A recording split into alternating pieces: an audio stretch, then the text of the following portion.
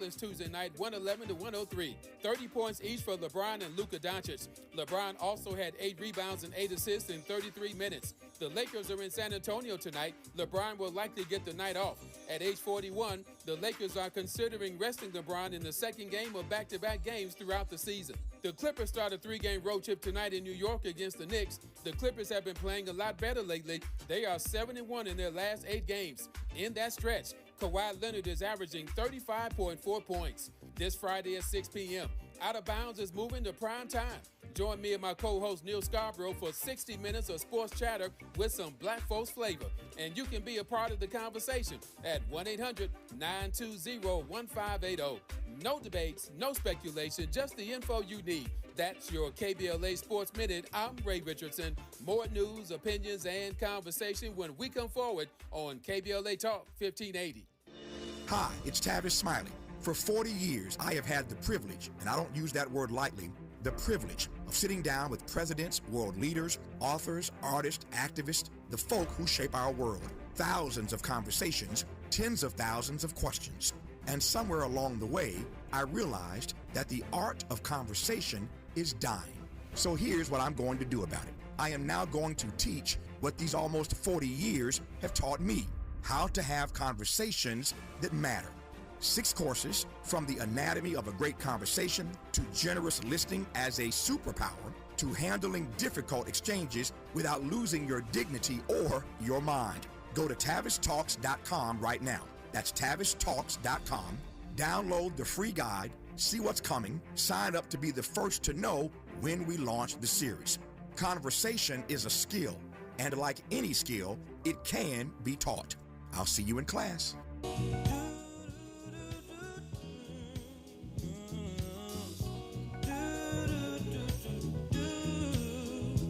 As around the sun, the earth knows she's revolving, and the rosebuds know to bloom in early May. Just as hate knows love's the cure, you can rest your mind assured that I'll be loving you always.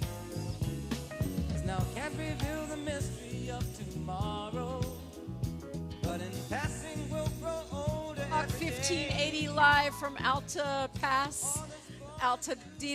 Pasadena borderline here at Perry's Joint. And we are broadcasting live. We are marking 1 year since the fire, and we are talking with the people, talking with the folks who live here, community activists, and others. And this broadcast is actually sponsored by Fire Justice, and here with Fire Justice, but also a longtime resident of this area, former representative of this area, Mr. Chris Holden. Good morning. Good morning. It's a pleasure to be here with you, Dominique. Yeah, thank you for coming, and thank you for helping make this happen. We're here to be continue to be support for the community, and certainly we're dealing with a catastrophic event that did not need to happen. But I will say that this is a resilient community that locks arms and comes together and creates a pathway forward. And you know, it's a God-blessed community, and I'm happy to be a part of it and to have been able to represent it for so many years. Yeah, and I'm looking forward to hearing more of what you guys have going on and your thoughts about what is on the table from Southern California Edison and much more. So we got a lot to talk about. Yep. Mr. Martin Gordon is with us. He's got a lot to do this morning, and you wanted to at least make a couple more points that you felt urgent about. Oh, just 3 quick things. Measurements of success. You know, I talked about when you talk about recovery, measurements of success that we need to look at for people. And that is when you look at all these nonprofits and what I talked about earlier, number of families relocated to temporary housing. That's a measure of success. If you're a nonprofit and you say none, what did you do? Number 2, the number of houses you've helped rebuild. If the answer is none, then what are you doing? And then last but not least, ADUs funded so people can stay at their homes. ADUs, the little apartments. Yeah, they call them granny flats. Right, granny flats, yeah. In-law apartments. There were lots of nonprofits, lots of celebrities and people who said they would help us put ADUs on our property. They would fund them for us. We're here a year later. I'm still looking for them to fund mine. And Mr. Gordon, to be clear, you are not in a position to rebuild yet. Oh no, $1 million, I don't have it. And do you know what you're going to do? Have you made a decision? I'm thinking about moving to Japan. Seriously? I'm thinking that I'm an old man.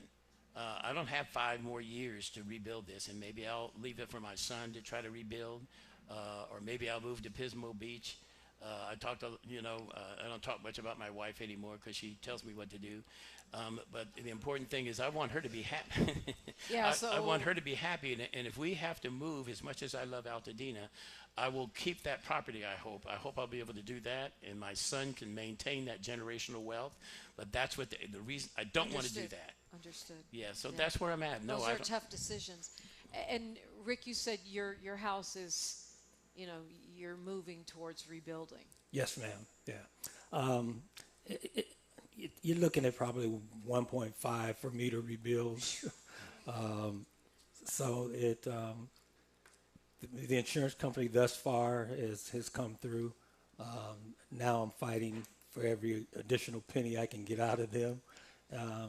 So with God's blessing, it will all mature and we'll be fine. But these are all tough decisions. I mean, every step of the way. That house appreciation, that equity is a great thing until you got to pay it. Absolutely.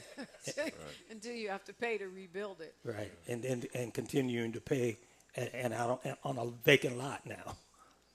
One of the things we've heard Chris Holden over and over again is this gap between what people have in their insurance, if they have insurance, and what it actually costs to rebuild. Exactly, and I think that part of what the challenge going forward is going to be is focusing on this insurance industry, and that's going to be the legislature taking that task. Because Heavenly was saying a lot of people are being dropped. They brought the claim, maybe the insurance company processes the claim, and then they drop the insurance. even before the fire, State Farm and others were sending signals that they were leaving California. So it's clear that there is an expectation that for families who for so many years have paid in for their insurance and when they need it most to have these insurance companies bail on them is a crime in and of itself. And so to be able to understand how to navigate through that, the legislature is going to have to take it on. The insurance commissioner had an opportunity to take it on.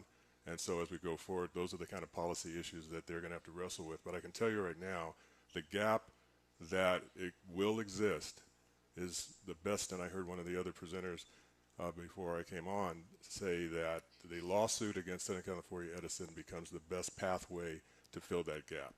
And part of what we're doing at LA Fire Justice is to be able to represent communities in that way and understand that the utility industry has a responsibility, just like the insurance industry, of doing the right thing.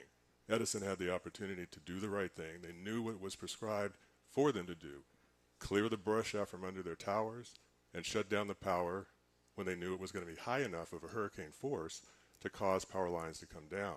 Underground those lines. They did none of that. And so as a result, we have a tower that was standing there for 51 years, unused, abandoned, had no purpose, and as a result of the towers that were adjacent to it becoming electrified into that tower, it caused an arcing event, melting the tower. That hot metal dropped down a dry grass, which should not have been there, and it started the fire. They blame climate change and wind, but they're responsible for having done the right thing before the wind, because if the power was off, we'd be dealing with wind damage exclusively. It's insane, and it's so maddening as a homeowner or just a regular citizen, because if we don't clear our brush, if we don't pay our bills, if we're late on our payments, we have consequences. How is it that they don't have consequences? It's very hard to get our minds around. Sahar Ali mentioned, and Martin Gordon mentioned this the first time we talked about a year ago, that many people were not leaving their homes because this area has a history of wildfires, and nobody thought it was going to be that serious. It should have been clear to those within the firefighting community, those who were on the ground, who could see immediately what was happening, and many did, and tried to communicate to others in command that there was a problem and that the fire was moving. It had shifted direction. and yet they did not respond appropriately.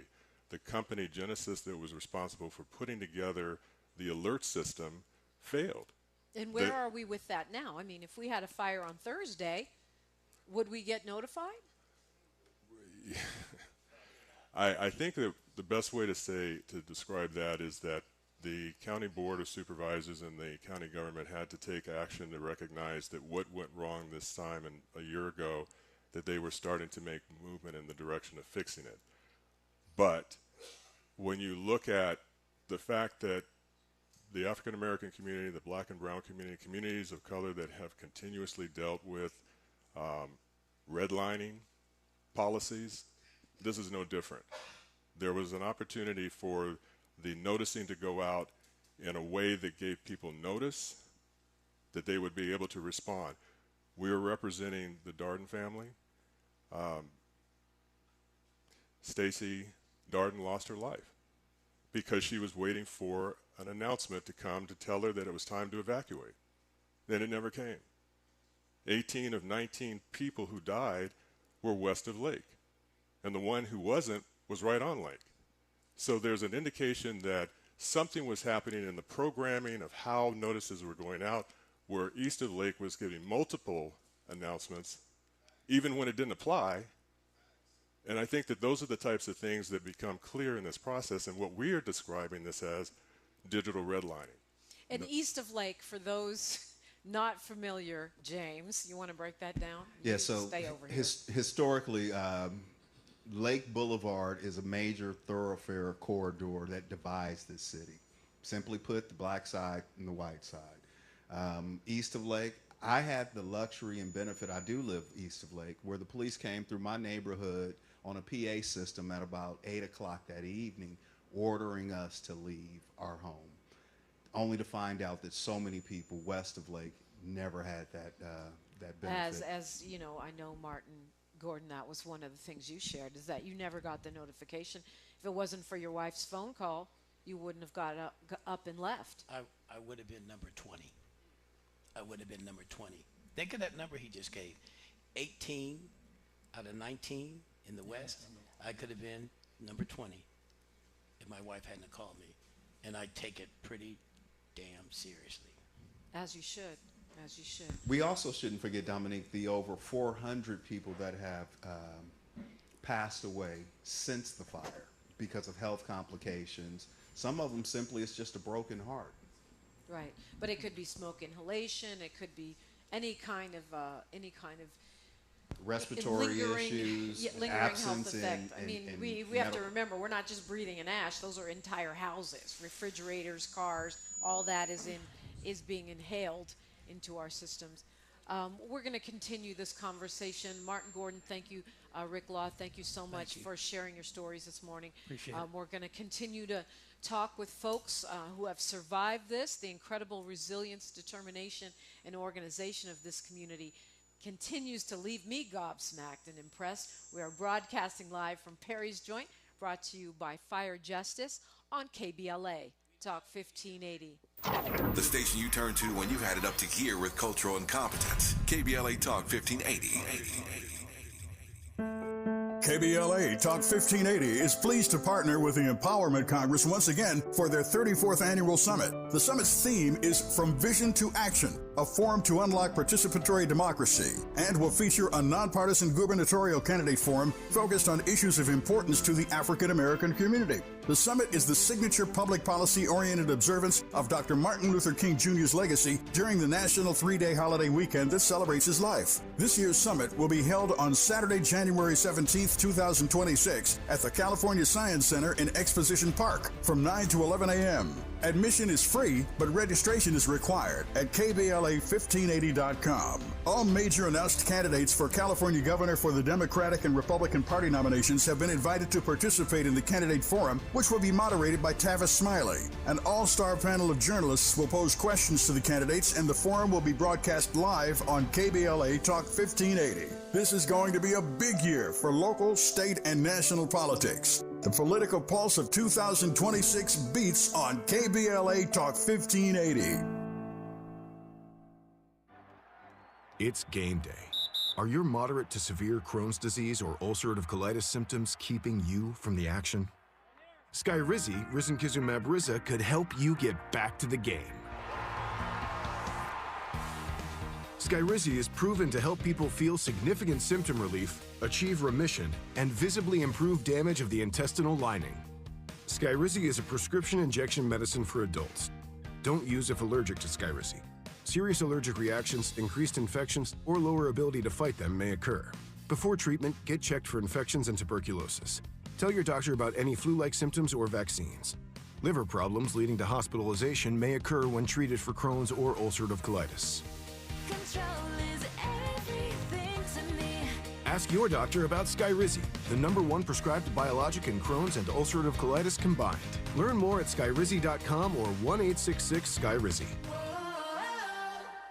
We're definitely going to be late to the concert. I feel like we should be there by now. I'm just taking a little detour. I gotta fill up my gas tank, and I know this place a couple towns over where the gas is cheaper. Are you serious? We're gonna be late for the concert because you're driving out of the way for cheaper gas? Just use Upside. What's Upside? Upside is the free cashback app that gets you real cash back for every gallon of gas you buy. Wait, I can get cash back just for buying the gas I need anyway? Yes, I use it all the time, and I've made around $200. Now pull over so you can download the Upside app before we miss the concert. Download the free Upside app now to earn cash back every time you buy gas. Use promo code PATH25 to get an extra 25 cents per gallon on your first tank. You can cash out anytime, right to your bank, PayPal, or as a gift card for Amazon and other brands. Just download the free Upside app and use promo code PATH25 for a 25 cents per gallon bonus on your first tank. That's code PATH25 for a 25 cents per gallon bonus. That's code PATH25. Thanks for waking up with Dominique Diprima on KBLA Talk 1580. And you're waking up in Altadena, Pasadena, Perry's Joint, brought to you by LA Fire Justice. I'm Dominique Diprima, and we are welcoming you in. We'll be here till 9 o'clock this morning with the live broadcast as we mark this 1 year since the Altadena Eaton Canyon fire. We are determined not to look away and not to let you look away either until the job of rebuilding, repairing is done. James? Dominique, I am joined by former City of Pasadena Vice Mayor Jackie Robinson Beasley, and she's a lifetime Pasadena Altadena resident. Her family was impacted and lost their home. She's going to be a guest on our program a little bit later on, but I wanted to allow her to just welcome folks as a former representative of the city to the city. Good morning, everyone. Happy New Year. I just wanted to be here to be in community with everyone, share in our commemoration of the fire. It's not a celebration, but it's a remembrance, and I'm just glad to see everyone and know that 2026 is going to be a better year for all of us, but we all know that there continue to be issues as a result of the fire, and we're all going to still be here to work together to resolve them. Yes, thank you for that. Thank you. Thank you. Thank you for that. And Chris Holden, yes, clap it up. That's always good. It's lovely to see people rotating in and out on their way to drop kids off at school or go to work or whatever you have going on. But luckily, Chris Holden remains with us. And one of the things we're hearing from the governor is that he's having trouble getting the disaster relief funds that we were promised out of Washington. Not a surprise there. Talk to me about that, and then give me the view from the state level as a former state lawmaker. Yes, I know that we were able to get a little bit over $5 billion initially that really went to the clearing of the lots and being able to make sure that we weren't still driving by properties that had burned down buildings and cars on them. So that in and of itself was a very important move. But there's another $34 billion that's necessary to kind of get us to where we need to be back to a whole as a community, and rebuilding homes and rebuilding and creating affordable housing and water systems and things of that nature. And we already know that the current administration only wants to support those communities that go through natural disasters that happen to have supported his administration. That's not right. And so we have to continue to work with our legislators in Congress and those on the other side of the aisle to make sure that they are coming together and recognizing that there's a greater good, bigger picture here than just a selfish focus. I'll also say that while I was in the legislature, we were able to create legislation around the Northern California fires. We were not seeing the climate change impact fires of Northern California that happened in Southern California, which now are starting to happen. And that particular legislation, it was to create a fund to help those victims who were impacted by utility-caused fires to know that there was money in place to help them move forward. The earlier fires in Northern California, when PG&E was responsible for them, created insecurity because when PG&E went into bankruptcy, there became the potential for any utility to go into bankruptcy because of the damage that they caused and the cost associated with it. So that $21 billion fund that we created was designed to help, and it's going to essentially help exclusively the Eaton Fire community that also helps Edison to be able to be in a position to get us closer to whole. So how does, yeah, I'll take some applause for that. I mean, that was, great foresight on your part. But how do people access that? I'm hearing a Martin Gordon story. I'm hearing other people saying they feel like the money from the nonprofits and the politicians is not getting to the people that are impacted directly. Well, that money is there for Edison once they put in the first $1 billion to have access to it. Edison is still... Once they ante up $1 billion. Once they ante up $1 billion, it's sort of a self-insured policy that they would put forward. But before we even get there, they've yet to really fully take accountability for starting the fire. I mean, they sounded like they kind of admitted it, but no, that's not... I mean, from a legal perspective, that ain't it. Well, the lawyers in court are acting like they haven't. The lawyers in court are saying, we don't know how the fire started. When we do know how the fire started, LA Fire Justice, within the first 30 days, went out and did the investigation on our own, spent our own money, and be able to determine how the fire started and put the videos out there so that everyone knows how the fire started, including Edison. We turned everything over to them so that they would understand their culpability, because in the early parts of the fire, they were saying there were campers, vagrants under the tower that started the fire. Clearly lies. All they had to do was say, we don't know. We have to do some additional investigation. So the pattern is basically to protect the shareholders and Wall Street. And so what we're trying to do with this fund was to be able to make sure that when it is clear, and there's a court case going now, and even though this compensation plan that they have out there expires at the end of November this year, trial begins on the 25th of January, 2027. So they can't be continuing to waste a lot of time on something that they're putting out there that's really pennies on the dollar, and it was described earlier. Yeah, we'll get into that a little bit more. So the idea was to create security for fire victims to know that the resources would be there at some point for them to draw upon. So they can't just say, oh, we're bankrupt and leave town. James Farr? Let's meet our guests. I want to welcome in first Dr. E. Shell Williams, just a beloved voice in the community, someone who has the duality of providing therapeutic services to her patients and clients, as well as comforting herself. Dr. Williams, and then we also have Zaire Calvin, lifelong coach Zaire Calvin, lifelong Altadena resident. And this, I think, where it gets a little bit deeper and more real, Dominique. Mr. Calvin lost his sister in the fire. She is one of the 19, Evelyn McClendon. I'm so sorry for your loss. Appreciate that. Yeah. I can see in your face that you're nowhere near recovering from that. Not at all. I mean, I haven't even been able to deal with any of it. And when I say any of it, I mean, I haven't even finished all of her burial stuff. I haven't moved her car. I mean, it's all of it has been so hurtful, experiencing this and going through this. And even none of this feels real. Even having this conversation right now does not feel real. Like, meaning it hasn't given time to even make it reality. Losing someone in a fire that way, the fact that we actually found her, like literally, me and my cousin found her, like dug up, and then the fact that it was the first case that was filed against Edison immediately to start the whole process, and being able to have the conversation about the black community and redlining, and God pushing me through that to even have that conversation so we could all be seen.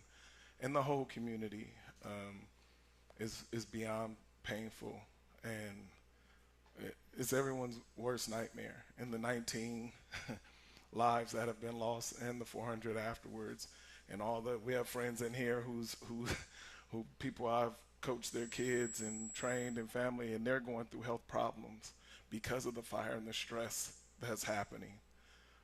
It's beyond devastating. And you lost your home as well. I lost 5 homes. So 2 properties. I have a home on one property with a ADU, with the 1,200 square foot ADU already, and my mother had 2 ADUs, 1,200 square foot, where my sister stayed in one back house, and behind that my sons stayed in the other back house. So our families, I bought the property right next door. So the generational wealth being here in my community, and losing so much, and that's not even all the cars and all the, like, you forget how much you've lost, like, until someone starts talking about, oh yeah, I had collector cars, and you go, oh yeah, me too. I mean, you don't even think about all that because you've lost so much that you can't even fathom thinking about all the things that you've lost in this. And then losing lives, losing my sister, thinking about all the ones, Trevor Kelly's mother dying, and my neighbor dying, and just all these people, the Swains, these are people that I've coached, and family, and when you know thousands of people because you've been in the community your whole life, and you've been working and giving back to the community your whole life, that's what you're dealing with. You're looking at thousands of hurt. So while you're in pain, you're looking at all your family. Like, even being in here is beyond triggering, to be honest, because you're looking at everybody who lost so much. So that part is just real. So people wonder why it feels the same way. It feels just like yesterday. Everybody doesn't even believe it's happened still. So, and our only road to recovery is to be back on our property. That's what my 85-year-old mother talks about every single day. When are you going to take me back to my property? And with the insurance and everything that we were covering and talking about, I mean, my mother is dang near about to be evicted, and got eviction papers the day before today, so before the anniversary. So thinking about that type of stuff when you're fighting against all the stuff that's going on, people don't realize how real it is. And then regular real life. Like, I want to send a shout out to my cousin Chanel. Don't want to take up too much time, but she died January 1st of cancer in her 20s, before the fire. So I'm just pointing out how real and everything that's been going on, and then the fight to recover after all of this and everything. And I said, and everybody's been talking about is like all the predatory stuff, all the stuff that's going on ever since this has happened. I spend 8 hours a day for my life since the fire started, fighting for the community. I don't work. I don't do anything else except for that and extreme athletics, which is where we can work out and heal during that time. Absolutely. Which has been given back. Well, I appreciate you sharing, and I'm sorry that it's triggering for you to be here. I appreciate you being here in community with us. We will continue this conversation, and I'm so sorry for your family. We'll continue when we come forward on KBLA Talk 1580. She's reclaiming her time on KBLA Talk 1580. More First Things First with Dominique Diprima when we come forward. I'm Bree Wood with BIN News Now. No testimony today in the trial of Adrian Gonzalez, the former Uvalde school police officer accused of failing to act during the 2022 shooting. A witness changed her story, prompting the judge to dismiss the jury until tomorrow. Jason Goss, attorney for Gonzalez. The prosecution has to turn over everything that they have, including any statement that might be inconsistent with what a witness has said before. Gonzalez faces 29 counts of child endangerment. The Trump administration plans to freeze over $10 billion in social services funding to 5 Democrat-led states, including Minnesota and New York. Officials say child care funds will be withheld nationwide until states prove spending is legitimate after fraud allegations. And Mary J. Blige is extending her partnership with Lifetime for 3 new films. The first, Be Happy, premieres February 7th and stars Tisha Campbell, Russell Hornsby, and Mekhi Phifer. Get BIN News now on demand 24/7 on the iHeartRadio app. For victims of drunk and drug driving, our grief is unique. But you are not alone. You always have a place at MAD. Call our 24-hour victim helpline at 877-MAD-HELP or visit mad.org. This is the KBLA Sports Minute with Ray Richardson.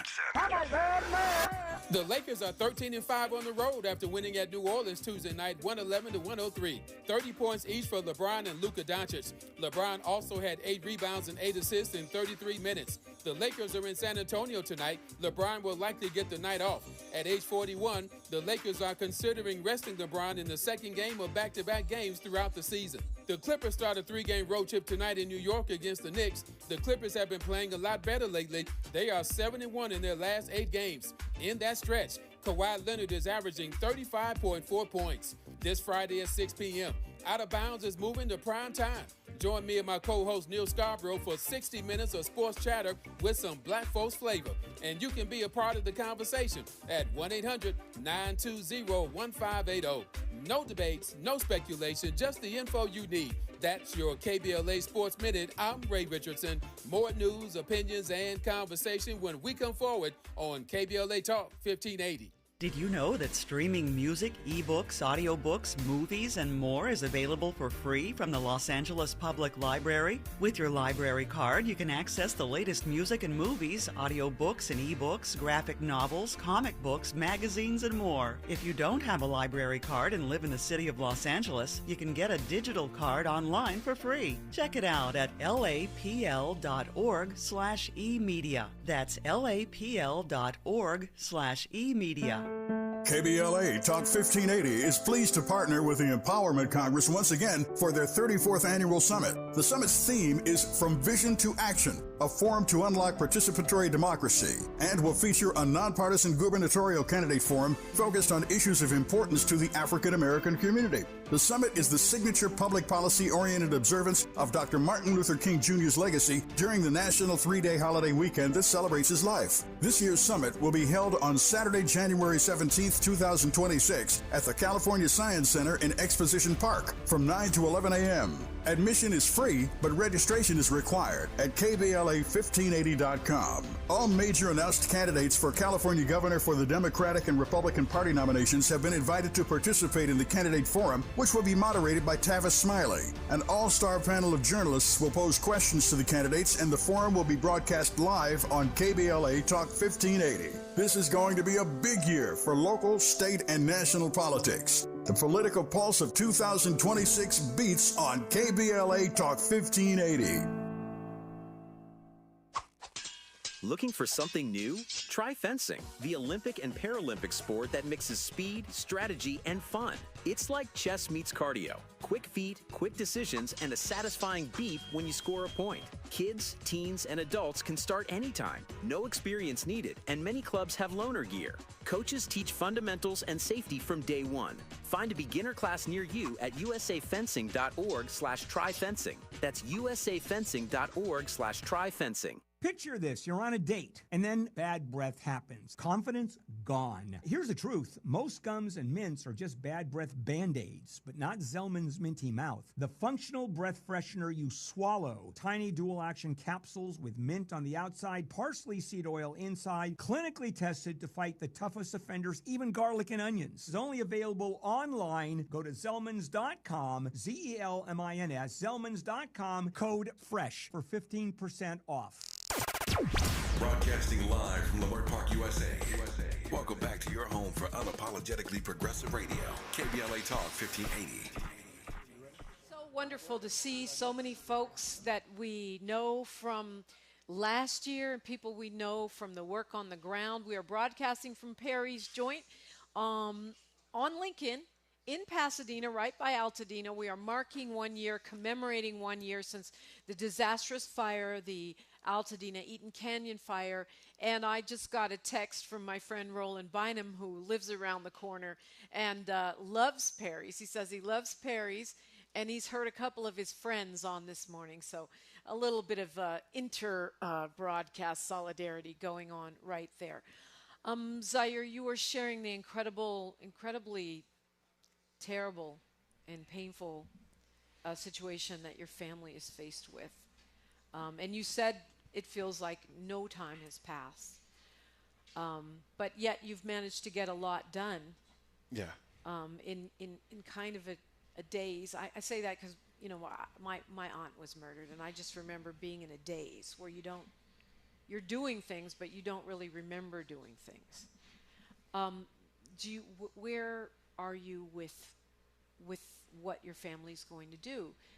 5 homes, where you're going to live. Are you committed to staying in Altadena? What is the plan? Yeah, I'm definitely committed to staying in Altadena. Altadena is like my life. Born and raised, lived here my entire life. Everything about Altadena I love, my whole community. So we're going to build back. That's why the plan is a 2-year plan for the whole community, not just for my family. So that's why, because I had just rebuilt my home before the fire. No. Yeah, so I know how to rebuild from scratch and go through all the process. So my first fight for the new year was, construction and making sure that all the predatory things that come up in construction that is dealt with ahead of time, and making sure that the people who come out so we don't lose again as a community, because that's what's happening. I learned that from all the mayors and senators that I've been with, from all the different fires, from Lahaina to all the different places, and all the places that I've been to advocate for our community and to learn. I'm a nerd on the opposite side of all of this. So it's me learning all of the stuff for 8 hours a day for these past year, which has felt like, you said it feels like yesterday. For me, it's a double time warp. It feels like it didn't happen, so I'm still in denial, which is yesterday, but it feels like 20 years have passed. Like each time you wake up in a foreign place, and you're waking up in these hotels, and you're waking up in a car because you didn't have a place to stay. I've done all of this. You're waking up in a new place. Now you're in an apartment that's foreign to you. All of those different things, you have no security. The only security that you have is your home and where you've been in your community. And you don't even have your community to go to, because normally, like, your house is going, you can go to your mom's house. My mom's house is going. Then we can go to that. You can go to your friend's house to have some memories. But all of that's gone. So that's how powerful it is, because all the safe places that you would go to are gone. So we won't have any healing as a community until we're actually back on our property, so we could actually mourn. I can't mourn anything because I'm still worried about what's going to be lost. How can you mourn when, and I'm in the mental health field, that's what's sad, and that's why I'm glad Michelle's here holding me down. Because how can you mourn or heal when you have no security? Your security is your home. Your security is your neighborhood. That's where you go and fight, and all that's gone. And to what everybody with the speakers were saying earlier, that's why the fight is to make sure they pay money to put us back in ADUs right now. That's one of the fights for Edison. Edison could have been paid out and gave compensation ahead of time to stabilize the housing crisis that's happening. Yeah. ALE is about to run out. Everybody's living expense, mine, everyone's is due coming up. Where everybody's going to stay? So you're going to have another housing crisis where you're making everybody homeless again. And that's what's coming about. So fighting all these things, that's why we asked for the $200 million for Edison to pay out ahead of time to put us in, to pay for the back houses. Yeah, Heavenly Hughes was talking about that also, this idea that, that people are advocating for Southern California Edison to put a down payment, if you will, of $200,000 per victim. Is that likely to happen? I don't know if it's likely to happen. It doesn't feel like it is, because that they're on a path right now to minimize their exposure of this fire. They're not really thinking to, I mean, they put out words that sound healing and that they're benevolent in what they're trying to accomplish through this compensation plan. But at the end of the day, they have been told by the actuaries that they have to start to trim some of the exposure that they have. And this compensation plan, the best way to describe it is pennies on the dollar is what's being offered. It's not recognizing the trauma that Zaire and others have talked about. It's not recognizing the pain. It's not recognizing the real road to recovery, and that's going to require real money. And to be able to say to the community, if they really were sincere about what they're trying to accomplish with this plan, that they would just say, look, we burn down your community, period, full stop. We take accountability, because you don't see that in the world too much anymore. Right. People taking accountability. And if they would take accountability and say, look, we're going to have to pay you at some point, and we're going to just step forward and we're going to advance against your settlement down the road, significant money to allow you to move forward in a respectful way, in a more real and accurate way. And if they were to do that, they wouldn't be, it would put us in a different position to say, let's move forward. And if I could, I just wanted to comment on Zaire's earlier comment, because he has captured pain and strength in the same breath almost. The pain of what he's gone through in his family, but the strength of what it's going to take to move forward. And not knowing exactly what next looks like, but still having that power within him to understand that one step at a time. So I just wanted to acknowledge that, because our God moves in mysterious ways.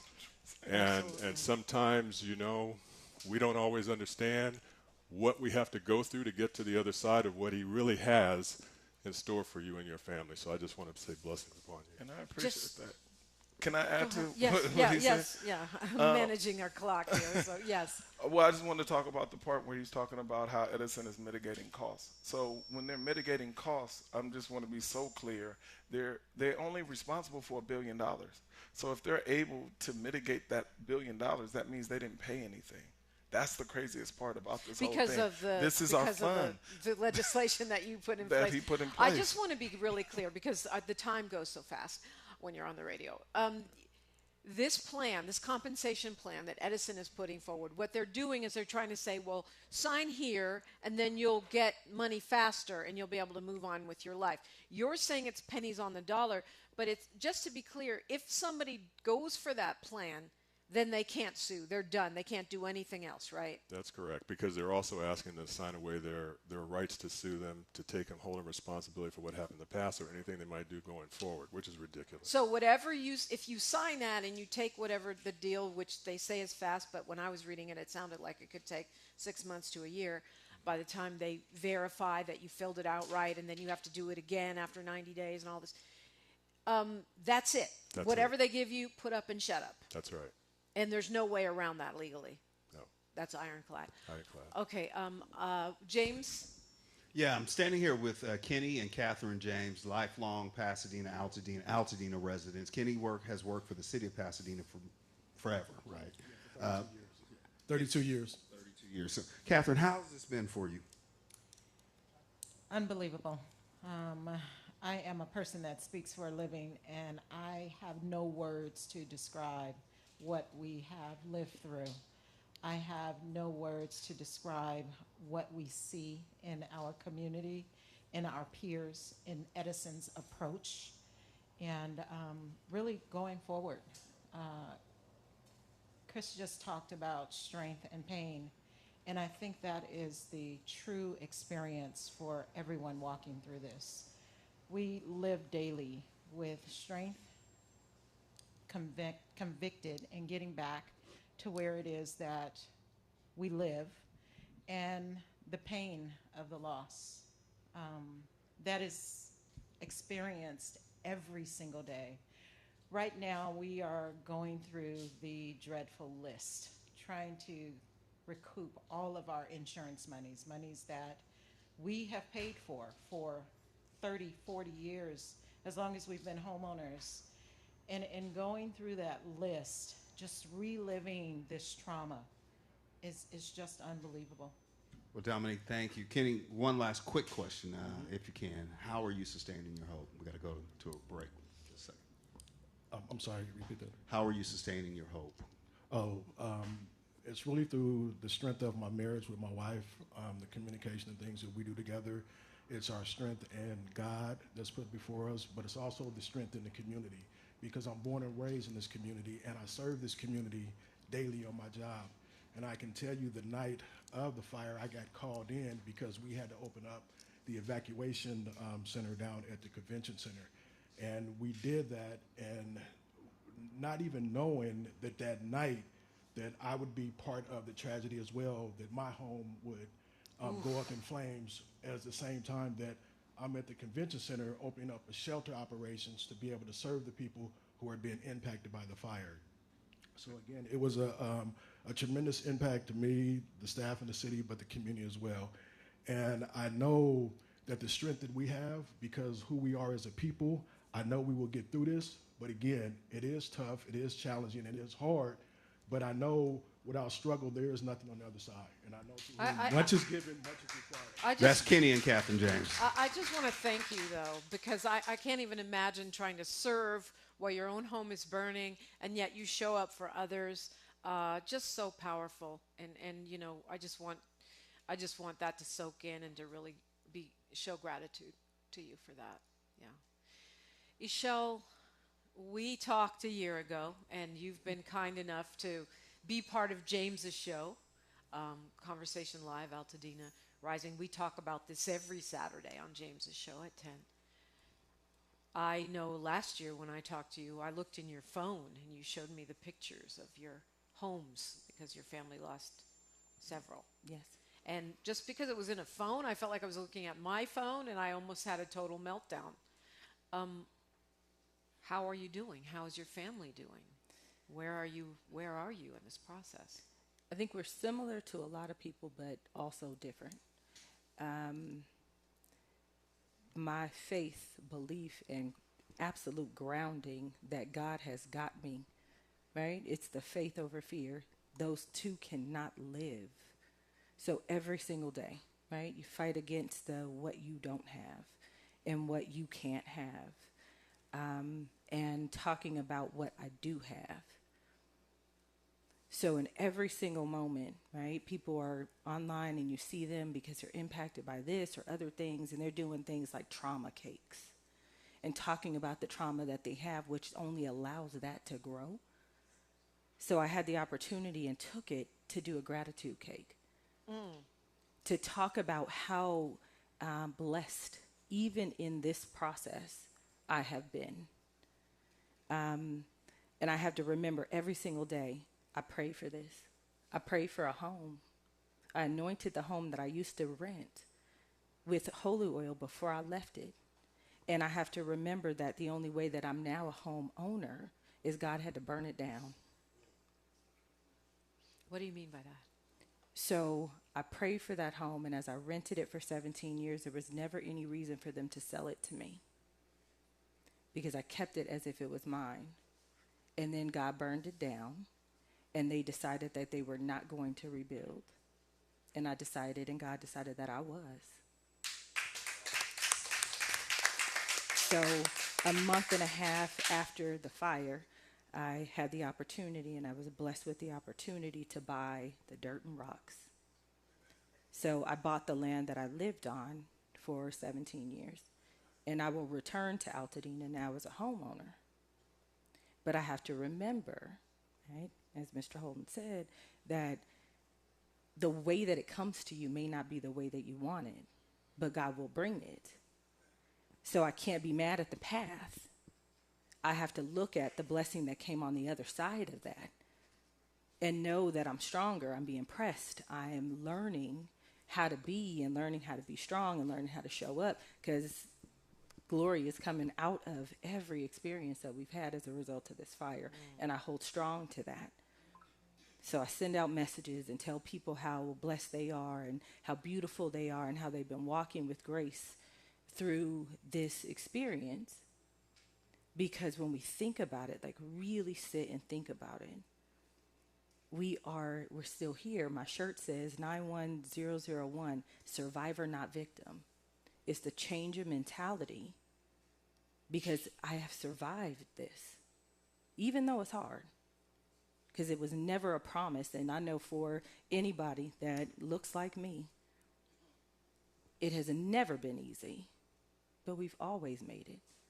So if this is our generation's opportunity to show up like our ancestors did, then we draw on their strength and their power, and we show up every single day, even though it's hard.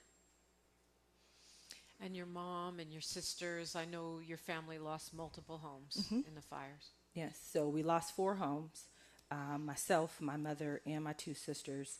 And like Zaire was saying, when you think that, okay, you had a loss, and then you can go to your family member, and that is the blessing and and the hardship of all living so close together. I said, well, if any of y'all would have ever moved away, then maybe I would have somewhere to come visit or live. But because we all decided to stay in Altadena is our home, then we all lost. But we also all won. When we left Altadena, and we did get an alert, but it was at 3:30, we actually fell asleep on that fire, expecting that we were going to get some kind of alert or somebody would say, okay, get out now. The only smart one was my son, and he's 11. He was like, Mom, we should leave. And I'm like, I know, we'll be fine. Yeah, we're fine. However, we caravanned out of there with 17 people. And as we caravanned out, it was one after the next. I came off my street. My sister was passing by, got in back of her. Went to the next block over. My mom was at the corner. Drove down the block, got another sister, got the next sister, because we all just lived so close. So we are actually on the road to rebuilding. We are signing some documents for my mom to have a modular put on her land.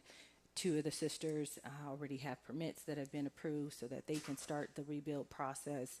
For me, it's a bit different because as everybody else had insurance, I'm starting from scratch with no promise of where this money is coming from. And you talk about the support that's needed and things like that. But my faith is strong, and I've already declared, and God and I have an agreement that my house is going to be paid for, and by the time the house is on that land, they will hand me those keys, and they say, job well done.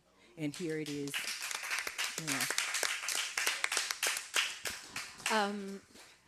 While we're on hope and resilience, we just have a couple minutes left here. Is there anything you want to add, Zaire? I know it's a lot to ask from you. I, too, lost a sister. Very different circumstance, but I know, it's been a long time, and I haven't recovered from that yet. Same, and I want to give you condolence to the person who was murdered, because my brother was murdered also. So, the hope. That's crazy. The hope in Altadena. The hope and resilience that I have for community right now is building back everyone to start to build back within this year. The whole point is this is a 2-year plan for the whole community that the governor, Catherine Barger, Sasha Perez, Harry Bedian, just want to go down the list. Everybody's on the same page that I've literally talked to all these people to say, hey, this is a 2-year plan that's doable. We all on the same page that everybody needs to be built back by 2028. And it's a 2-year plan. All construction needs to make sure they follow that guideline to their capacity so no one gets taken advantage of. But it is a 2-year plan to help our elders and to make sure everybody is back before. Because there's no way, and I haven't said this publicly yet, but there's no way that you can have an Olympics or anything grand to celebrate anything before you leave Altadena not built back, because that would make no sense. And it would be chaos and hell before that happens. So I'm glad that all these people and all the representatives are on board for this 2-year plan for everybody to be built back. Everyone will have their lawsuit by 27, like Chris has said. So everyone who's fighting, they'll have that. The money will be there. We just need sustainability money to get to that point and to get us through the finish line. And we need that to be able to live and be housed. So that's what brings me promise, is the fact that we can do something that has never been done in the history of the United States, which is come back from a fire and then set a precedence for the whole United States of America, of a black community that has every different type of race into it, that involves every race, leading the charge to say this is what it looks like when you have a real community and coming back within 2 years and making history. Thank you for that. Your mouth to God's ears. Chris Holden, I'm going to give you the last words here, because what I'm really looking for is, sound sort of legal ground to stand on. We're very grateful to LA Fire Justice for helping us make this happen. I can only imagine all the voices that are in these homeowners and renters' ears as they try to figure out what to go to next, what to do. What advice can you give at this moment? Well, I had an opportunity to spend some time in Lahaina back in November, and I had an opportunity to walk through with the people there to see how that fire started, and many did not know initially how it started, and the folks that I'm affiliated with at LA Fire Justice were able to first figure out how the fire started. We now know how the fire started. There's a process, and it's one step at a time. Then you go to a process of how do you get through an expedited process to be able to rebuild. Where do the resources come from? Those that have monies that come from their insurance are probably in a stronger position. Those who got less, they're going to have to rely on this lawsuit to be able to fill that gap. And I would just say that Zaire's comments remind me of scripture that says, without a plan, the people fail.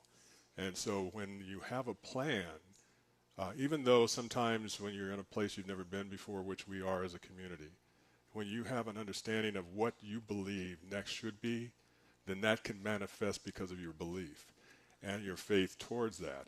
And so I understand that there is a governmental structure that needs to work, but it's already failed because the policies and the systems that were in place before the fire were just on full display of how they're not fail-proof, that they were dysfunctional then, and they're even more dysfunctional now because you see under pressure of having to respond to the needs of the people how they don't come together like they should.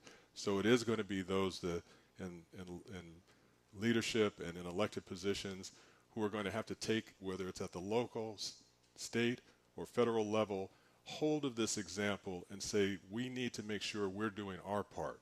The federal government needs to do its part. Without that $34 billion, it becomes harder. The state has to do its part, lessons learned. The county has to do its part, lessons learned. Alert systems have to be changed. Policy